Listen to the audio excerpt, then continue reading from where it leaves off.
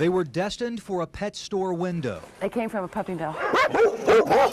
But when they are no longer profitable, Because if we didn't take them, they would just kill them because they don't produce anymore. Come here, little one.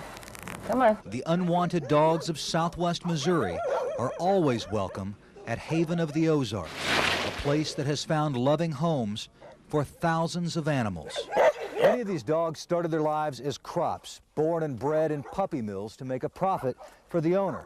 Here at Haven of the Ozarks, they have more room to run. The shelters are better insulated. But the sanctuary has also become the target of state investigators. The question is why. Hey, so I mean they can... Owner Charlene McCarthy says breeders resented her adoption program, claiming it cost them tens of thousands of dollars in sales.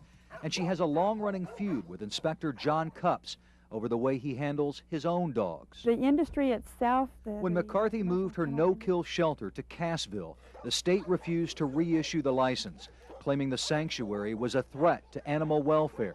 The Missouri Department of Agriculture demanded thousands of dollars in improvements, including gravel under pens, better shelters, and ordered McCarthy to get rid of more than 100 dogs.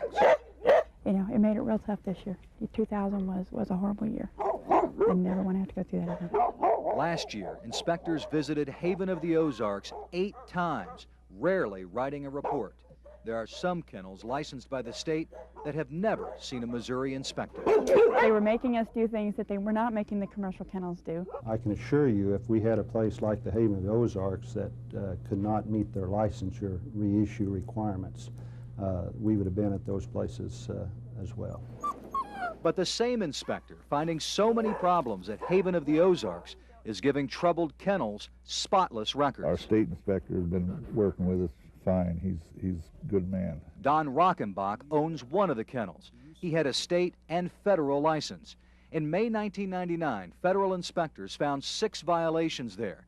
5 months later, Inspector Cupps didn't find one. The inspector, he, she, whatever it is, should be in there to help the breeders. And last February, after the USDA found 24 violations, Cupps returned and found one. And what has USDA done about it? Well, according to Sally, they yanked the license. Right. And what has been done about the animals? We're going to take care of the animals, I'll assure you.